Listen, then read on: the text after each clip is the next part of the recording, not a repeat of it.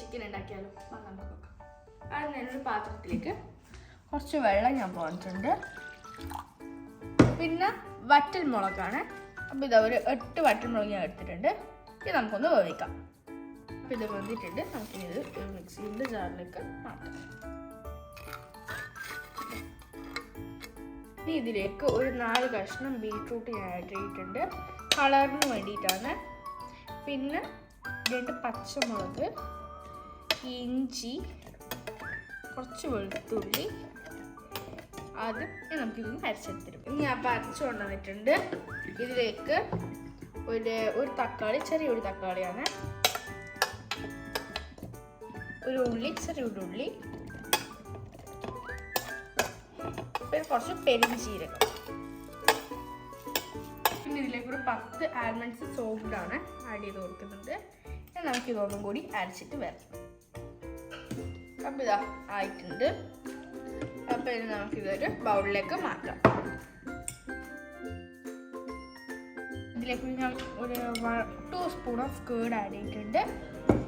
കുറച്ച് chilli flakes ഞാൻ add ചെയ്തിട്ടുണ്ട്. നേരത്തെ ചില്ലി അരഞ്ഞു കഴിഞ്ഞു. കുറച്ച് ഗരം മസാല, മുളക് പൊടി,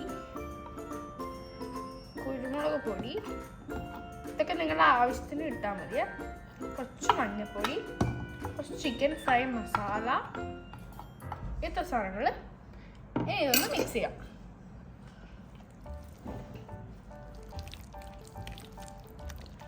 പിന്നെ ഇതിലേക്ക് ഇടാൻ മറന്ന സാധനം കുറച്ച് ആവശ്യത്തിനുള്ള ഉപ്പ്.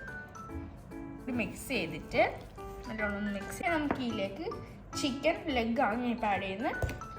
സ്കിന്നോടെയാണ് ഞാൻ കുറച്ച് കുത്തി തോട്ടയാക്കിയിട്ടുണ്ട്. ഇനി ഒന്ന് മാരിനേറ്റ് ചെയ്യാം. ഈ റെഡ് കളർ ബീട്രൂട്ടിൻ്റെ ആണ്. നമുക്കിതൊരു 3 to 4 hours മാരിനേറ്റ് ചെയ്തിട്ട് വെക്കാം. ഓയിൽ ചൂടായതിലേക്ക് നമ്മൾ ഈ ചിക്കൻ ഇട്ട് കൊടുക്കുന്ന. പിന്നെ ഒരു കാര്യം ഞാൻ പറയാൻ വിട്ടുപോയി, ഞാൻ ഈ ചിക്കൻ ഒന്ന് സ്മാഷ് ചെയ്തിനെ ഒന്നിങ്ങനെ ഇടിച്ചെടുക്കുന്നു.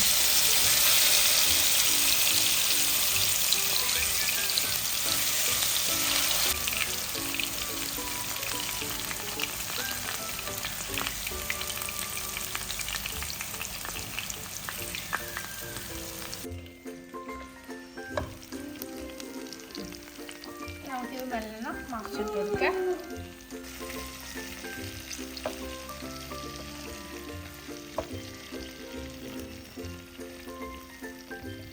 നമ്മുടെ ചിക്കൻ റെഡി ആയിട്ടുണ്ട്.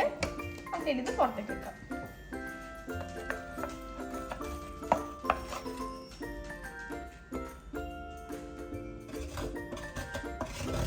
അപ്പോൾ ഇത് നമ്മളെ പെരി പെരി ചിക്കൻ റെഡി ആയിട്ടുണ്ട്.